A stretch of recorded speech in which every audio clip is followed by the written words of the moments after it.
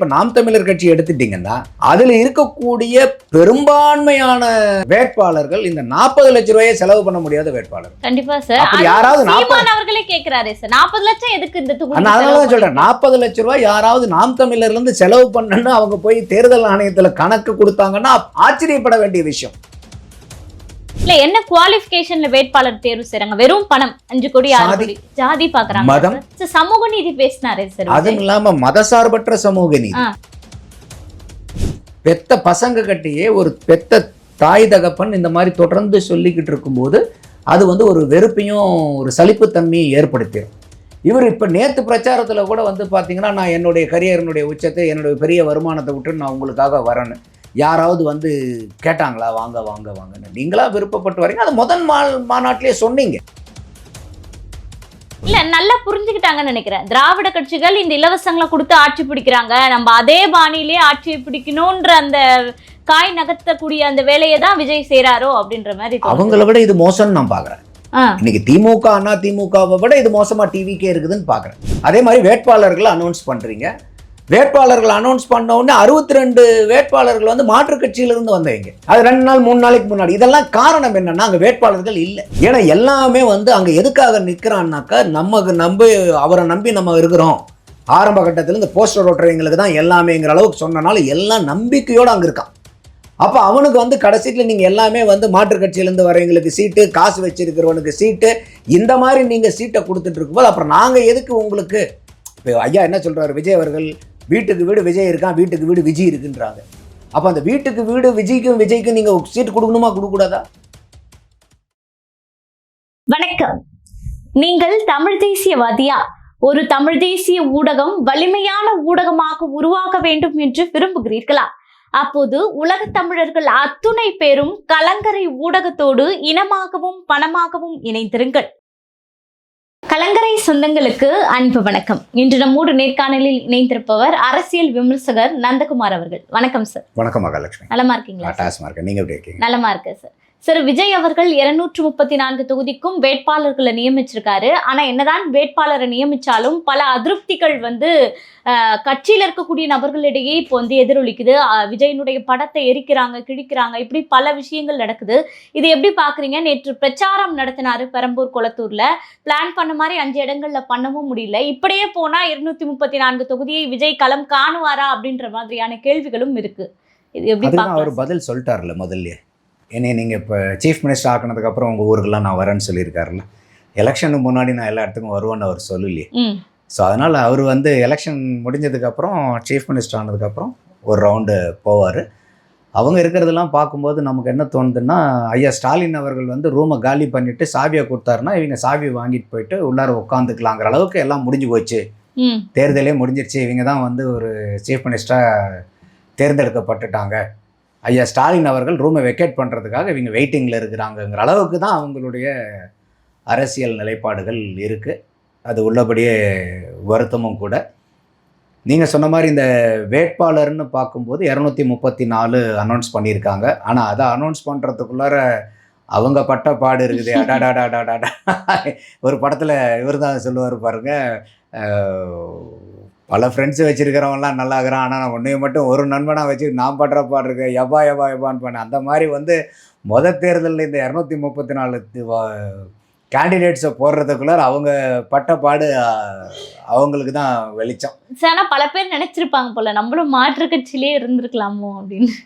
ஆமாம், மாற்று கட்சியிலேருந்து வரவங்களுக்கு நீங்கள் டக்குன்னு சீட் கொடுக்குறீங்க. அது முந்தானத்து வந்திருந்தா அன்றைக்கே சீட்டு. ஆமாம், நீங்கள் அவர் ஆரம்பத்தில் என்ன சொன்னார்? நான் போஸ்டர் ஒட்டினவன் கூட இவ்வளோ நாள் பயணித்தவனுக்கு தான் சீட்டு கொடுப்போம், மற்றவங்களுக்கெல்லாம் சீட்டு கிடைக்காது. ஆரம்ப காலத்துலேருந்து நமக்காக உயிரை கொடுத்து தோளோட தோளாக நின்று உயிரை கொடுத்து வேலை பார்த்தவங்களுக்கு தான் சொல்லிட்டு அதெல்லாம் ஓரளவுக்கு கட்சி பொறுப்பாளர்கள் போடுறதுலலாம் அது ஃபாலோ பண்ணாங்க. அது நம்ம சும்மா சொல்லக்கூடாது. பொறுப்பாளர் போடுறதுலையும் அவங்களுக்கு நிறைய அதுலேயும் பிரச்சனைகள் இருக்குது. இருந்தாலும் ஆரம்ப காலத்திலிருந்து மன்றத்தில் இருந்தவங்க, நற்பணி மன்றத்தில் இருந்தவங்க, மக்கள் மன்றத்தில் மாறி பயணித்தவங்களெல்லாம் பொறுப்பாளர்களாக கொண்டு வந்தாங்க. ஆனால் இந்த கேண்டிடேட்டுன்னு வரும்போது அவங்க ரொம்ப சிரமப்பட்டுட்டாங்க. ஏன்னா அவங்களுக்குள்ளாரே நிறைய கேள்விகள் இருந்துச்சு. கடைசி நேரத்தில் கூட பார்த்தீங்கன்னாக்கா ஒரு ஜூம் மீட்டிங் எடுத்து என்டிஏ கூட்டணிக்கு போகலாமா அப்படிங்கிறதெல்லாம் இவங்க கண்டக்ட் பண்ணாங்க. என்ன காரணம்னு கேட்டிங்கன்னா அதுக்கு முன்னாடி வரைக்கும் அவர் வந்து கேண்டிடேட் இன்டர்வியூ பண்ணிட்டு இருக்காரு. அவங்க வந்து தரப்புல இருந்து கேட்டது வந்து பார்த்தீங்கன்னா 3 கோடியிலிருந்து 5 கோடி ரூபாய் வரைக்கும் கேண்டிடேட்டுக்கு செலவு பண்ண முடியுமா? அப்போ அதுதான் நமக்கு வந்து ஒரு பெரிய ஏமாற்றமாகவும் வந்துச்சு. காரணம் என்னன்னா, நீங்கள் அரசாங்கம் உங்களுக்கு அங்கீகரிக்கப்பட்ட தொகைங்கிறது ஒரு 40 லட்சம் ரூபாய். நீங்கள் வந்து 3 கோடி ரூபாய் 5 கோடி ரூபாய் நீங்கள் செலவு பண்ண சொன்னீங்கன்னா, அந்த அளவுக்கு நீங்கள் போஸ்டர் ஒட்டினவன் பூரா 3 கோடி 5 கோடி ரூபாய் வச்சிருக்கிறவனா போய் போஸ்டர் ஒட்டிட்டு இருப்பான். எல்லாரும் எலெக்ஷனுக்கு செலவு பண்ணுறதுக்கு. எலெக்ஷனில் ஜெயிக்கலாம் ஜெயிக்காமையும் போகலாம். அப்போ ஒரு 3 கோடி ரூபாய் 5 கோடி ரூபாய் போனாலும் போயிட்டு போகுது அப்படிங்கிற வசதி வாய்ப்பு இருக்கிறவனா போய் போஸ்டர் ஒட்டி உங்களோட ஆரம்ப காலத்துலேருந்து பயணிச்சுக்கிட்டு இருப்பான். அவன் உண்டு அவன் பொழப்புண்டுன்னு போயிருக்க மாட்டான்னா. அப்போ அந்த இடத்துல வந்து இவர் ஊழலையும் ஒழிக்கிறேங்கிறார். நான் ஊழலை ஒழிக்க வரேங்கிறார். அப்போ ஊழலினுடைய ஊற்றுக்கண் முதல்ல எங்க? ஒரு 40 லட்சம் ரூபாய்ங்கிறத இப்போ நாம் தமிழர் கட்சி எடுத்துட்டிங்கன்னா அதில் இருக்கக்கூடிய பெரும்பான்மையான வேட்பாளர்கள் இந்த 40 லட்சம் ரூபாயை செலவு பண்ண முடியாத வேட்பாளர்கள். கண்டிப்பா சார். அப்படி யாராவது அவர்களே கேக்குறாரு சார் 40 லட்சம் எதுக்கு இந்த தொகுதிக்கு? அதனால தான் சொல்றேன் 40 லட்சம் ரூபாய் யாராவது நாம் தமிழர்ல இருந்து செலவு பண்ணணும்னு அவங்க போய் தேர்தல் ஆணையத்துல கணக்கு கொடுத்தாங்கன்னா ஆச்சரியப்பட வேண்டிய விஷயம். ஏன்னா அந்த அளவுக்கு வந்து அங்க இருக்கிறவங்களாம் யாரும் பெரிய அளவுக்கு வந்து ஒரு 40 லட்சம் ரூபாயை வந்து ஜஸ்ட் லைக் தட் போயிட்டு ஒரு செலவு பண்ற அளவுக்கு இல்லை. அவங்க சொல்ற மாதிரி அவங்க எப்பயுமே சொல்லக்கூடிய வார்த்தைகள் நாங்க எளிய பிள்ளைகள் அப்படிங்கிற மாதிரி அங்க புரிஞ்சு. இங்க வந்து அவங்க இன்டர்வியூ பண்ணும்போது முதல் ரவுண்ட்ல ஒரு 40-45 பேர் தான் அவங்களுக்கு இதுல செலக்ட் ஆகுறாங்க. அப்போதான் அவங்களுக்கு வந்து தெளிவாக புரியுதுவோ நம்மக்கிட்ட வந்து வேட்பாளர்களே இல்லை. ஏன்னா அவங்க வந்து பார்த்தீங்கன்னாக்கா இன்னைக்கு அரசியல் மாற்றம் சீமான் சொல்கிற மாதிரி ஒரு அரசியல் மாற்றம் அடிப்படை மாற்றத்துக்காக வரல, ஆட்சி மாற்றத்துக்காக தான் அவங்க வராங்க. இல்லை என்ன குவாலிஃபிகேஷன்ல வேட்பாளர் தேர்வு செய்கிறாங்க? வெறும் பணம் 5 கோடி 6 கோடி ஜாதி பார்க்குறாங்க, மதம் சமூக நீதி பேசினாரே சார். அதுவும் இல்லாமல் மதசார்பற்ற சமூக நீதி. அப்போ இப்போ விஜய் அவர்கள் மேலேயே என்ன வந்து ஒரு அலிகேஷன்ஸ் வருதுன்னா, நீங்கள் பெரம்பூரையும் திருச்சி கிழக்கையும் தேர்ந்தெடுத்ததுக்கு முக்கிய காரணமாக என்ன சொல்லப்படுதுன்னா அந்த 2 இதுலேயும் வந்து கிறிஸ்டியன் பீப்புள் வந்து ஜாஸ்தி இருக்கிறாங்க. நம்மளும் கிறிஸ்தவ மதத்தை சார்ந்தேங்கிறனால அவங்களும் கிறிஸ்தவருங்கிறனால நமக்கு வந்து ஒரு ஈஸியாக வந்து மைனாரிட்டி வாங்க முடியுங்கிறது. அப்போ இதுவாக வந்து மதசார்பற்ற சமூக நீதி. அதுக்கப்புறம் வந்து பார்த்தீங்கன்னா அங்கே முழுக்க நீங்கள் என்ன சாதின்னு பார்த்து அந்த சாதி எந்த இடத்துல இருக்குதோ அந்த சாதிக்கு தகுந்த மாதிரி. அப்போ இது வந்து திராவிட அரசியலுக்கும் இதுக்கும் ஒரு பெரிய வித்தியாசமே இல்லை. கண்டிப்பா திமுக என்ன பண்றாங்களோ அதை இவங்களும் பண்றாங்க. அப்போ அதனால தான் அவங்களோட வந்து இருக்கிற மாதிரி இவங்களும் 3 கோடி ரூபாய் 5 கோடி ரூபாய் செலவு பண்ண முடியுமான்னு கேட்குறாங்க.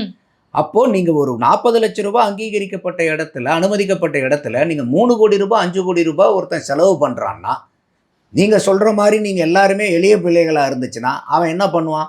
சொத்து பத்து இருந்துச்சுன்னா அப்பா அம்மா சம்பாரிச்சு சொத்து பத்து வச்சிருந்தா விற்று இல்லை வந்து கடனை உடனே வாங்கி வட்டிக்கு வாங்கி அதை வாங்கி இதை வாங்கி ஏதாவது ஒன்று பண்ணி அவன் 2-3 கோடி ரூபா 5 கோடி ரூபா செலவு பண்ணுறான்னா ஒன்று ஜெயிக்கலைன்னா அவன் குடும்பம் நாசமாக போயிடும். அப்படியே ஜெயிச்சிட்றான்னு வச்சுக்கங்க, 3 கோடி ரூபா 5 கோடி ரூபா செலவு பண்ணி ஜெயிச்சிட்றான். அவன் மக்கள் சேவை பண்ணுவானா? போட்ட முதலுக்கு வட்டியும் முதலுமா எடுக்கணும்னு நினைப்பானா? எங்கேருந்து நீங்கள் ஊழலை ஒழிக்க போகிறீங்க?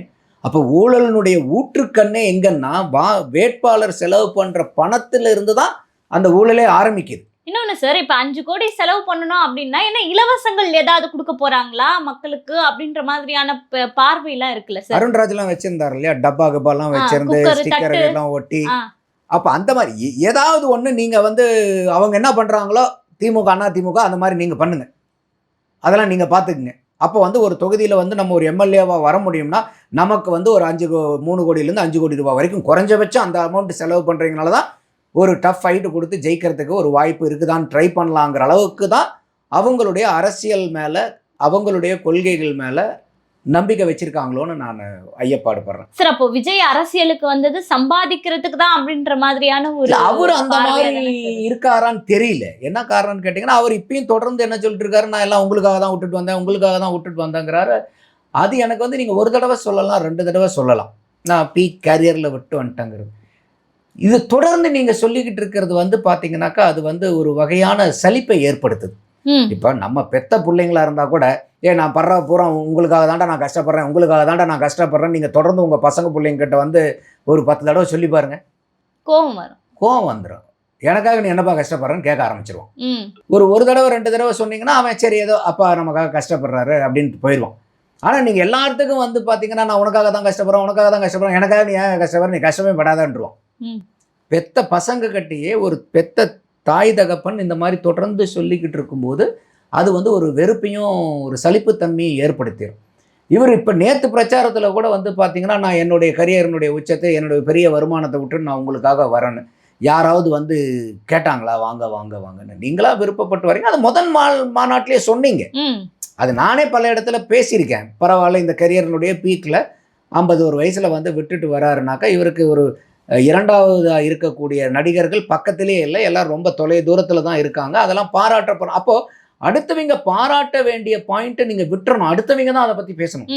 நீங்களே சொல்ல சொல்ல என்ன ஆகும்னா, அது வந்து தற்பெருமையாக மாறிடும், சுய விமர்சனமாக மாறிடும் உங்களுக்கு. கண்டிப்பா. அப்போ அதை வந்து ஒரு ப்ளஸ்ஸாக பார்த்தவங்க கூட என்ன அதை திருப்பி திருப்பி சொல்லிட்டே இருக்காரு இவர், இதை வச்சு மைலேஜ் எடுக்கணும்னு நினைக்கிறாரா? கண்டிப்பா.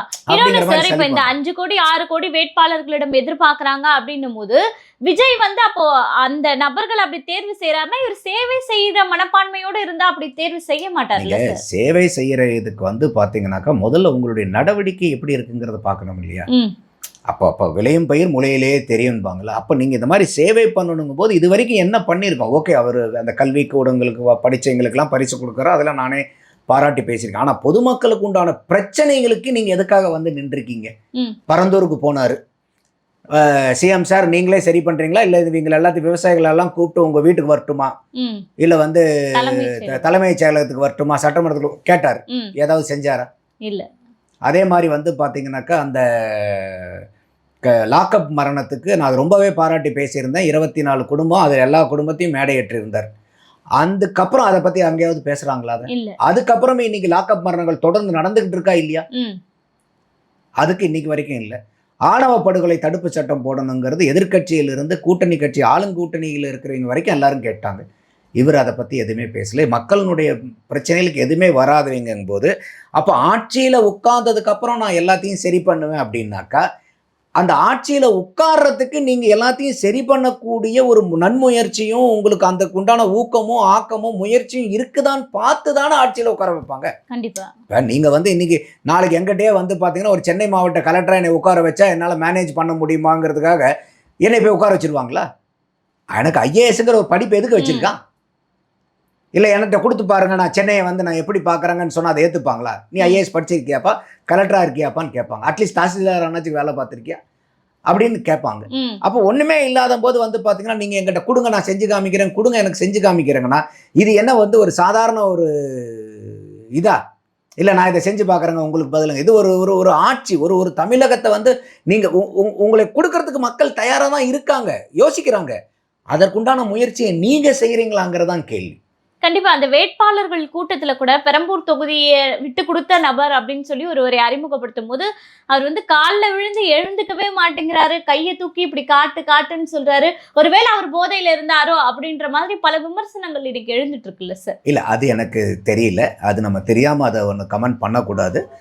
பட் இது வந்து அவர் அந்த இடத்துல, ஏன்னா எல்லா இடத்துக்குமே ஒவ்வொரு மாவட்டத்திலையும் அந்த கட்சியினுடைய நிர்வாகிகள் வேலை செய்யும்போது இந்த தொகுதி நமக்கு வரும், இந்த தொகுதி நமக்கு வரும், எல்லா கட்சியிலையும் எதிர்பார்ப்போட தான் வேலை பார்ப்பாங்க.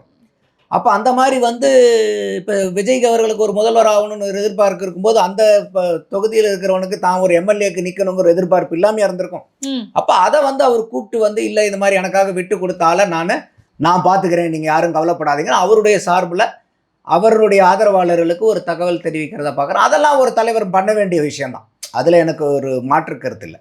ஆனால் இவங்க வந்து அந்த வேட்பாளர்கள் அதே மாதிரி வந்து இந்த ஃப்ரீ பீஸ் எல்லாம் அனௌன்ஸ் பண்ணாங்க மகளிர் தினத்தன்னைக்கு.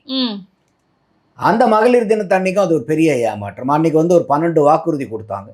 அந்த 12 வாக்குறுதி நம்ம ரஃபாக எடுத்து கால்குலேட் பண்ணாமே 1,00,000 கோடியிலேருந்து 1,20,000 கோடி வரைக்கும் வருது. அது நம்ம கடந்த வீடியோவில் கூட பேசியிருக்கோம். அப்போது நீங்கள் என்னத்துக்கு மாற்று? நீங்கள் ஏதாவது வந்து இப்போ இருக்கிறத பூரா கொடுக்கறதுக்கு இப்போ நீங்கள் போய் நாளைக்கு உட்காந்திங்கன்னா 2,000ங்கிறது இங்கே 3,000 அனௌன்ஸ் பண்ணுறதுக்கு ஏதாவது உங்களுக்கு வாய் வலிக்குமா? இல்லை, யாருக்குமே வலிக்காது. இவர் 1000 எடப்பாடியார் 2000 திருப்பி ஸ்டாலின் 2000 இவர் உடனே 2,500ன்ட்டார். அப்போ இதே எடப்பாடியார் 5000 சொல்லியிருந்தா ஸ்டாலின் 5000 இருப்பார், இவர் 5500 சொல்லியிருப்பார். அப்போ இதுதான் உங்களுடைய அரசியல் புரிதலா? அப்போ இதெல்லாம் வந்து தொடர்ந்து ஒரு பிரச்சனையாக இருக்குது. அதே மாதிரி ஸ்கூலுக்கு போகிற மாணவர்களுக்கு வந்து 10,000 ரூபா 5,000 ரூபா வருஷத்துக்கு பெற்றோர்களுக்கு கொடுக்குறோம், மாதம் 1,250 ரூபா. இப்போது வேட்பாளர்கள் அறிவிக்கும் போது இளைஞர்களுக்கு உண்டான இதெல்லாம் சொல்கிறாரு. அதில் வந்து சில வாக்குறுதிகள் வரவேற்கக்கூடியது. ஒரு பிணையில் வட்டி கொடுக்குறோம், அந்த வட்டியை வந்து நிறைய பேர் வேலை இருக்கிறது மட்டும் இல்லாமல் நம்ம சார், ஆனா வந்து வேலை இல்லாதவங்களுக்கு 4000 ரூபாய் தரேன் அப்படின்றது எந்த விதத்துல அது வந்து எனக்கு ஏற்புடையதில்லை. காரணம் என்னன்னு கேட்டிங்கன்னா, நீங்கள் வந்து முதல்வருக்கு உதவக்கூடிய நண்பர்கள்னு ஒரு இதெல்லாம் சொல்கிறாங்க. அது வந்து இருந்துச்சு. அதாவது அரசாங்கம் கொடுக்கக்கூடிய அத்தனை நலத்திட்டங்களையும் கொண்டு போய் சேர்த்துறதுக்கு அந்தந்த பகுதியில் இருக்கக்கூடிய படித்த மக்களை வந்து அப்பாயிண்ட் பண்ணுவோம். அவங்களுக்கு 18,000 ரூபா மாதம் சம்பளம் கொடுப்போன்னு சொல்கிறீங்க. அப்புறம் எப்படி அவனுக்கு வேலை வாய்ப்பு இல்லாமல் போகும்? கண்டிப்பா. அப்போது நீங்கள் ஒரு அரசாங்கத்தில் வந்து இருக்கிறீங்க, வேலை வாய்ப்பு இல்லாமல் இருக்கிறீங்க எத்தனை பேர்? இப்போ நீங்கள் பட்டதாரிக்கு நான் 4000 ரூபா கொடுக்குறேன், டிப்ளமோ படித்தவருக்கு 2000 ரூபா 2500 ரூபா கொடுக்குறதுல அது பிரச்சனை இல்லை. அது திருப்பி மகளிருக்கு வந்து நான் 2500 ரூபான்னு கொடுக்குறேன்னு சொல்கிறதுக்கும் இதுக்கும் பெரிய வித்தியாசம் இல்லை. அப்போ நீங்கள் ஒரு ஆட்சியாளராக வரணும்னு ஆசைப்படுறவர் என்ன பண்ணும்? ஓகே, நம்ம நாட்டில் எத்தனை பேர் பட்டதாரிகள் இருக்காங்க, அப்போ பட்டதாரிகள் வந்து படித்து முடிச்சுட்டு வேலை இல்லாத இருக்கிறவங்க எத்தனை லட்சம் பேர் இருக்காங்க. அப்போ இத்தனை லட்சம் பேர் இந்த வேலை வாய்ப்பு இல்லாமல் இருக்கிறவங்களெல்லாம் வேலை வாய்ப்புக்கு கொண்டு வரணும்னா நம்மளுடைய செயல் திட்டங்கள் என்னவா இருக்கணும்? அப்போ அந்த எந்த செயல் திட்டத்தை பண்ணுனா வேலை இல்லாத இருக்கிறவங்களுக்கு பூரா வேலை கிடைக்கும், கண்டிப்பா அதை நீங்கள் வாக்குறுதியாக கொடுக்கணும். இதைத்தானே நம்ம வந்து ஒரு மாற்றமாக வரக்கூடிய இல்லையா சார் விஜய்? அதுதான் இல்லை. அப்போது இங்கே வந்து நீங்கள் என்னன்னா எதையாவது ஒன்று சொல்லி நான் இவ்வளோ கொடுக்குறேன் அவ்வளோ கொடுக்குறேன் அப்படிங்கிறத சொல்லி எனக்கு நீங்க ஓட்டு போடுங்க. இல்ல, நல்லா புரிஞ்சுக்கிட்டாங்கன்னு நினைக்கிறேன். திராவிட கட்சிகள் இந்த இலவசங்களை கொடுத்து ஆட்சி பிடிக்கிறாங்க, நம்ம அதே பாணியிலே ஆட்சியை பிடிக்கணும்ன்ற அந்த காய் நகர்த்தக்கூடிய அந்த வேலையை தான் விஜய் செய்றாரோ அப்படின்ற மாதிரி. அவங்கள விட இது மோசம்னு நான் பாக்குறேன். இன்னைக்கு திமுக அண்ணா திமுகவை விட இது மோசமா டிவிக்கே இருக்குதுன்னு பாக்குறேன். அவங்களுக்குனாச்சும் ஒரு அனுபவம் இருக்கு. எதையாவது ஒன்று செஞ்சு எதையாவது ஒன்று தந்திரம் பண்ணி எதையோ ஒன்று செய்வாங்க. நீங்க ஒண்ணுமே இல்லாம எதுவுமே இது வரைக்கும் உங்ககிட்ட வந்து ஒரு தீர்க்கமான ஒரு அரசியல் நடவடிக்கையே இல்லை. அப்போ இந்த இடத்துல பார்க்கும்போது TVK is more dangerous then DMK and ஏடிஎம்கேங்கிற மாதிரி தானே இருக்குது. அப்போ நீங்கள் எந்த இடத்துல வந்து ஒரு மாற்றுன்னு நீங்கள் சொல்லக்கூடியது எங்கே இருக்குது மாற்று? அதே மாதிரி வேட்பாளர்களை அனௌன்ஸ் பண்ணுறீங்க. வேட்பாளர்கள் அனௌன்ஸ் பண்ண உடனே 62 வேட்பாளர்கள் வந்து மாற்றுக் கட்சியிலிருந்து வந்தவங்க. அது 2 நாள் 3 நாளைக்கு முன்னாடி. இதெல்லாம் காரணம் என்னன்னா அங்கே வேட்பாளர்கள் இல்லை. இவங்க எதிர்பார்க்குற மாதிரி வேட்பாளர்கள் ஆனா கூட்டம் கூடுது அப்படின்ற ஒரு விஷயத்தை மிக பிரம்மாண்டமாக காட்டுறாங்கல்ல சார். கூட்டம் கூடக்கூடிய விஜய்க்கு வேட்பாளர்கள் கிடைக்கலையா அப்படின்ற ஒரு வேடிக்கையான விஷயமா இருக்குல்ல சார். வேட்பாளர்னா இருக்காங்க 234 500 கூட வேட்பாளர்கள் இருப்பாங்க. 5 கோடி செலவு பண்றவங்க. இவங்க எதிர்பார்க்குற வேட்பாளர் வேணும் இல்லையா? அப்ப கடைசி நேரத்துல வந்து பாத்தீங்கன்னா இப்ப நீங்க அந்த லிஸ்ட் எடுத்து பாத்தீங்கன்னா பேர் போட்டு அவங்க வந்து அந்த கழக நிர்வாகியா இருக்கிறவங்க எந்தெந்த பதவியில் இருக்காங்கலாம் போட்டிருக்காங்க. பெரும்பான்மையான பேர்த்துக்கு வந்து பார்த்தீங்கன்னா வெறும் கழக நிர்வாகின்னு மட்டும் போட்டிருப்பாங்க. அதுலலாம் வந்து பார்த்தீங்கன்னா இப்போ உதாரணத்துக்கு ஒரு விஷயத்தில் வந்து என்ன பாராட்டலாம்னா இப்போ அந்த குண்டாஸ் போட்டாங்க பாருங்க, அந்த விவசாயி மேலே அருள் ஆறுமுகம், அவரை வந்து இவங்க வந்து திருவண்ணாமலையில் ஏவாவேலுக்கு மேலே நிறுத்தியிருக்காங்க. அவர் பேருக்கு கீழேயும் பார்த்தீங்கன்னா கழக நிர்வாகின்னு போட்டிருப்பாங்க. அவர் நமக்கு தெரிஞ்ச குடும்பத்தில் இருக்கிறவர். அவர் வந்து பார்த்தீங்கன்னா எந்த கட்சியும் சாராதவர். அவர் என்ன கட்சி சார்பாக போய் விவசாயிகளுக்கு ஆதரவா போராட்டம் நடத்தி குண்டாசை வாங்கினாரு? இல்ல இல்ல. அப்ப இவங்க போயிட்டு அவர் பேருக்கு கீழே கழக நிர்வாகின்னு போட்டா அவர் என்ன டிவிகேனுடைய மெம்பர்? அவரை போய் நீங்க வம்படியா கூப்பிட்டு இல்ல நீங்க இந்த தொகுதியில நில்லுங்க. ஒரு விவசாயிக்கு, ஒரு குண்டாஸ்ல பாதிக்கப்பட்ட விவசாயிக்கு நீங்க வேட்பாளராக கொடுக்கறது மனப்பூர்வமா நான் வரவேற்கிறேன். பரவாயில்ல, வெளியே இருந்து அதை நீங்க அப்படியே போடலாமே. கழக நிர்வாகிங்கிற பிராக்கெட்டுக்குள்ளார ஏன் கொண்டு வரீங்க? கண்டிப்பா. ஆனா இவ்வளவு நாள் பாடுபட்ட அஜிதா அது மாதிரி பல மாவட்ட செயலாளர்களுக்கு எல்லாம் வந்து அந்த ஆக்னஸ் எல்லாம் வந்து பாத்தீங்கன்னாக்கா அவங்க பெரிய அளவுக்கு செலவு பண்ணி கட்சியெல்லாம் அந்த கார்ல எல்லாம் முன்னாடி நின்று மறிச்சாங்க. அந்த பொண்ணு செஞ்சது கார்ல முன்னாடி நின்று மறிச்சது தவறு. எந்த ஒரு அரசியல் கட்சி தலைவர் முன்னாடி எந்த கட்சிக்காரங்களும் போய் தடுத்து நிறுத்தினாங்கன்னா அந்த கட்சி தலைவர்களுக்கு பிடிக்காது. ஆனாலும் நீங்க வந்து எத்தனையோ பேர்த்த வந்து ஏன்னா இவங்க எல்லாமே வந்து இன்னைக்கு அந்த அளவுக்கு தானே ரசிகர்கள் கூட்டம் அவங்கள சுத்தி தானே இருக்குது. யாராவது விஜய் சொல்றதை கட்டுப்படுறது இல்லை. அப்ப அந்த பொண்ணையும் அந்த மாதிரி ஒரு லிஸ்ட்ல இருந்து நீங்க மன்னிச்சு போய் நீங்க, ஏன்னா அந்த பொண்ணு நிறைய செலவு பண்ணி அந்த தொகுதியில நிறைய வேலை பார்த்துருக்கு. கண்டிப்பா. இப்ப கூட அந்த தூத்துக்குடி மரணம் அப்ப கூட நேர்ல போயிருந்தாங்க, நிறைய வேலை பார்த்துருக்குன்றாங்க. நம்ம அதை போய் பார்க்கலாம். ஆனா தகவல் வர்றது பூராமே அந்த பொண்ணு சிறப்பா வேலை பார்த்துருக்குன்னு. இப்ப திருப்பி வந்து அவருடைய ஃப்ரெண்டா இருக்கக்கூடிய ஒரு நடிகருக்கு வந்து அந்த இடத்துல வாய்ப்பு கொடுத்துருக்காங்க. ஸ்ரீநாத். அந்த ஸ்ரீநாத் இது வரைக்கும் டிவிகேல இருந்தாருன்னு உங்களுக்கு தெரியுமா? இல்ல சார். எனக்கும் தெரியாது. நானும் அவர் வந்து ஸ்ரீநாத் எங்கேயாவது வந்து டிவிகே சார்பா எதையாவது செஞ்சாரா, அந்த மாதிரி ஏதாவது வந்து ஃபேஸ்புக்லயோ இன்ஸ்டாலயோ வாட்ஸ்அப்லயோ இல்ல யூடியூப்லயோ ஏதாவது இருக்குதான்னு பார்த்தாலும் கிடைக்க மாட்டேங்குது. என் கண்ணில் இது வரைக்கும் படல.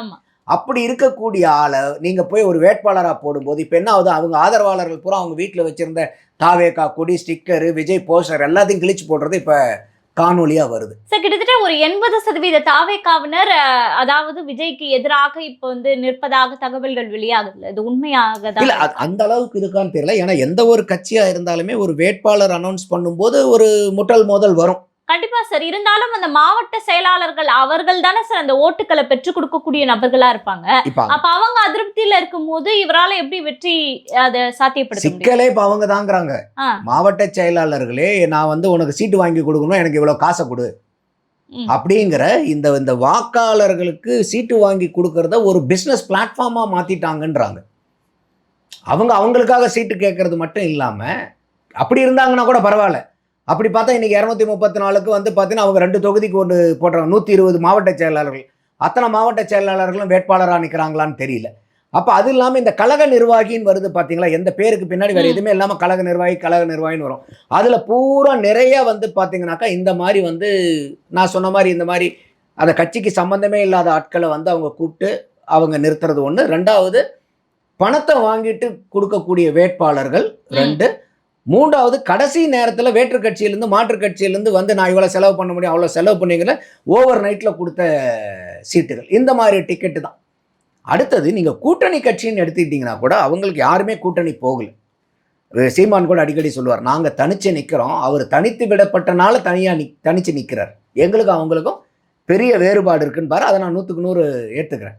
ஆனாலும் அந்த கட்சிக்கு வந்து 2 கூட்டணி கட்சிகள் தொடர்ந்து பயணிச்சுக்கிட்டு இருந்தாங்க. முஸ்தபா, தமிழ்நாடு முஸ்லீம் லீக் முஸ்தபா அவர் ஒன்று. அடுத்தது வந்து ஜல்லிக்கட்டிலிருந்து உதயமான தமிழ்நாடு இளைஞர் கட்சி, அந்த கட்சி வந்து பயணப்பட்டிருந்தாங்க. முஸ்தபாவுக்கு ஒரு சீட் கொடுத்துட்டாங்க. மதுரை சென்ட்ரல்ல வந்து அவருக்கு சீட் கொடுத்துருக்காங்க. இழுபறியா இருந்து கடைசி நேரத்துல கொடுத்தாங்க. ஆமா, அவருக்கு ரொம்பவே கடைசி நேரத்துல தான் அவருக்கே அந்த இது தகவல் வருது. அவருக்கு வந்து சீட்டு இல்லைங்கிற மாதிரி தான் இருந்துச்சு. அதுக்கப்புறம் வந்து சீட்டு கிடைச்சது. காரணம் என்னன்னு கேட்டிங்கன்னா அவர் வந்து ஒரு சிறுபான்மையினரை சேர்ந்தவர். ஸோ அதனால வந்து அவங்களுக்கு சீட்டு கொடுத்தா இவங்களுக்கு ஆதாயம். பாருங்க, எங்களுக்கு சிறுபான்மையினர்ல ஒரு 11 முஸ்லீம் கொடுத்துருக்கோன்றாங்க. அந்த 11ல் இவர் ஒரு எண்ணிக்கை. அப்போ இவர் எண்ணிக்கைக்காக அங்கே தேவைப்படுறார்.